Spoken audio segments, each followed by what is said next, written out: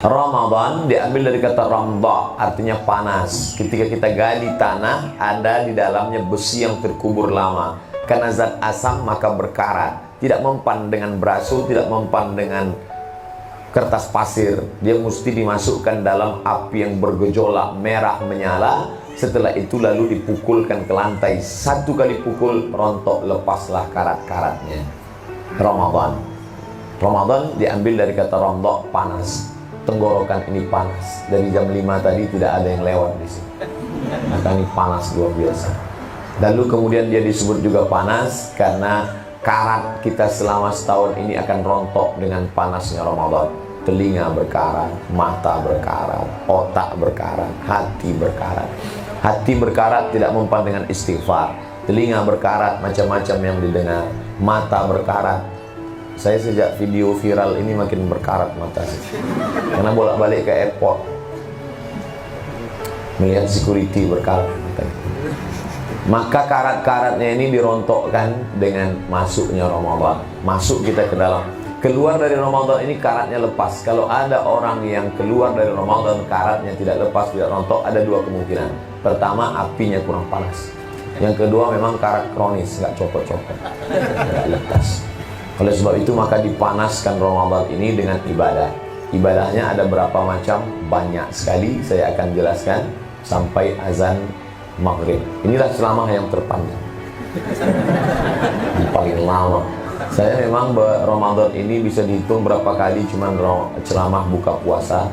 Karena saya menganggap ceramah yang paling efektif itu setelah Isya menjelang tarawih atau setelah tarawih. Karena menjelang Ramadan itu seringkali audiens, pendengar merasa Ustadz itu hanya sebagai pelengkap penderitaan.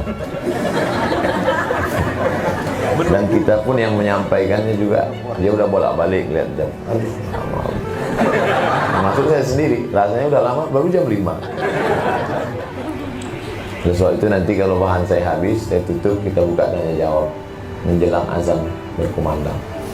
Tidak juga kita paksa satu orang azan.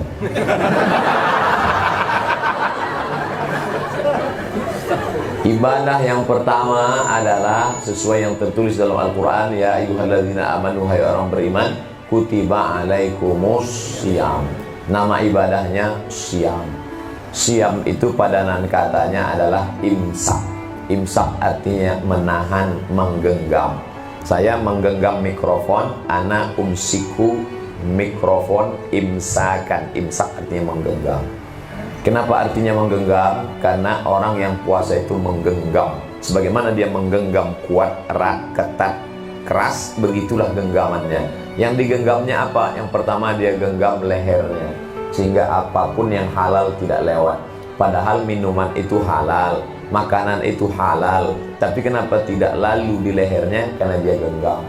Yang kedua dia genggam telinganya. Inna sam'a wal basar. Setiap kali menyebut pendengaran, penglihatan, pasti yang disebut pendengaran dulu. Karena memang Allah Ta'ala pertama kali menciptakan pendengaran. Hal ata 'alal insani hinum minad dahri lam yakun syai'an madhkura. Inna khalaqnal insan, kami ciptakan insan manusia min nutfatin amsyajin, dari sperma yang bercampur dengan sel ovum, sel telur. Faja'alnahu sami'an basira, kami jadikan dia bisa mendengar, bisa melihat. Maka telinga digenggam, tidak mendengar macam-macam. Alhamdulillah Ustaz, di bulan Ramadan ini suami saya semua CD-CD lagu-lagu yang tidak baik dia sudah masukkan, semua buang. Dia ganti MP3 Syekh Abdurrahman Sudes, Syekh Su'ud Surem, Syekh Mu'aikli. Alhamdulillah. CD-CD-nya di mana? Simpan di koper. Ntar habis Ramadan keluar lagi. Lalu kemudian mata juga. Selama ini mata melihat kemana-mana, tapi di bulan Ramadan mata genggam. Makanya dari tadi saya nggak ada ngeliat ibu-ibu. Kalau mau ngeliat dikit-dikit. Sampai-sampai pikiran, apa yang terlintas di pikiranmu, yang terbersit di hatimu. Wa in tubdu ma fi anfusikum, kalau kau nyatakan apa yang ada di hatimu, au tukhfuhu, atau tidak kau nyatakan, kau simpan, yuhasibukum bihillah, kelak akan dihisab, dihitung di akhirat. Berat sekali. Yang terlintas di hati pun tetap juga dihitung. Akhirnya datang mereka menghadap ke Rasulullah. Ya Rasulullah, kalau gini hidup kami nggak sanggup. Masa semua yang terlintas di hati dihitung? Kita duduk di pinggir jalan, ngelihat orang besar pakai baju kekecilan, orang kecil pakai baju kebesaran. Tentu terlintas macam-macam. Masa dihitung juga di akhirat? Kalau gini kami nggak sanggup ya Rasulullah. Turun ayat, la yukallifullahu nafsan illa wus'aha. Kalau di luar kemampuanmu kamu nggak dihitung. Makanya kalau sekedar terlintas, tahan. Makanya kadang orang nggak ada angin, nggak ada hujan, tiba-tiba tepok jidat. Astagfirullah. Itu artinya ada terlintas sesuatu. Astagfirullah. Kenapa mas ingat sesuatu? Ingat apa? Ingat mantan. Nah, oleh sebab itu semua digenggam. Mulut digenggam. Alhamdulillah sekarang. Kalau dulu orang ngomongin aib bicara orang lain, sekarang alhamdulillah mulut udah berhenti. Kemana? Pindah ke jempol. Al yauma nakhtimu ala afwahihim, hari itu mulut terkunci. Wa tukallimuna aydihim, tangan ngomong. Nauzubillah. Makanya kata Nabi, man lam yada qaulaz zur, siapa yang tidak meninggalkan ucapan kata-kata zur, dusta, bohong, palsu, ngibul, enggak benar, falaisa lillahi hajatun fi ayyada ta'amahu wa syarabahu. Ta'am, food, makanan dia tahan. Syarab, drink, minuman dia tahan. Makan bisa ditahan, minum bisa ditahan, tapi ucapan, kata-kata, perbuatan tidak ditahan, gak ada gunanya. Makanya ada ungkapan hadis, rubba sa'imin laisa lahu min siyamihi, betapa banyak orang gak dapat pahala puasa apa-apa illal ju', lapar saja. Cuman lapar doang, cuman lapar aja. Kenapa? Karena tidak meninggalkan. Maka ibadah yang terberat adalah siam. Ibadah terberat siam. Ustadz, saya terus terang, kalau makan bisa saya tahan, memang saya biasa diet. Minum bisa saya tahan, tapi kalau ngomong ini Pak Ustadz, luar biasa. Dan puasanya zaman Maryam itu memang nggak ngomong. Inni nazartu lirrahmani sauma, aku bernazar melaksanakan siam saum. Walan ukallimal yauma insiya, aku tidak akan bicara. Tak ada bicara. Jadi kalau ditanya, apakah orang zaman dulu itu puasa Pak Ustadz? Ya, tapi puasanya berat. Nggak makan, nggak minum, nggak bicara. Andai puasa zaman Maryam itu diterapkan sekarang, nggak ada kultum. Menjelang berbuka, dia. Kalaupun ada kultum,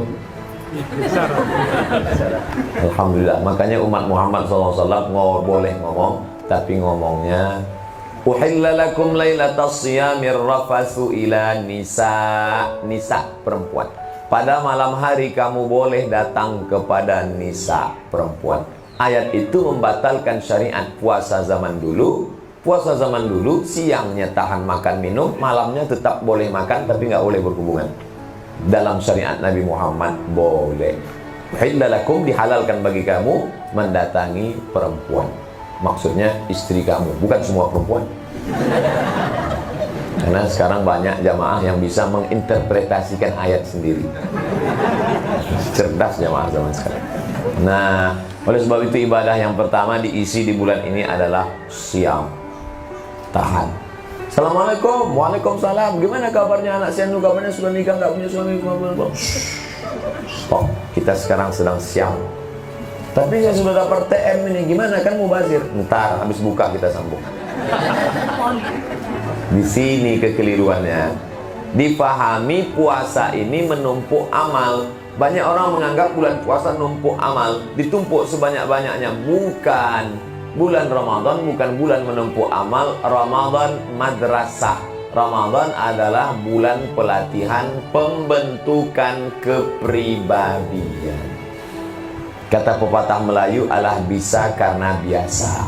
Kalau sudah terbiasa menahan telinga, menahan mata, menahan pikiran, menahan hati, menahan lidah, menahan tangan, menahan kaki di bulan Ramadan, maka setelah Ramadan akan ada Syawal.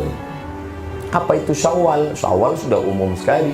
Boleh diadakan survei, silakan pakai lembaga survei Indonesia. Berapa orang bernama Syawal di Indonesia? Laki-laki Syawal, perempuan Syawaliyah. Saking banyaknya. Syawal itu apa? Kita lihat penggunaan kata Syawal dalam bahasa Arab. 1.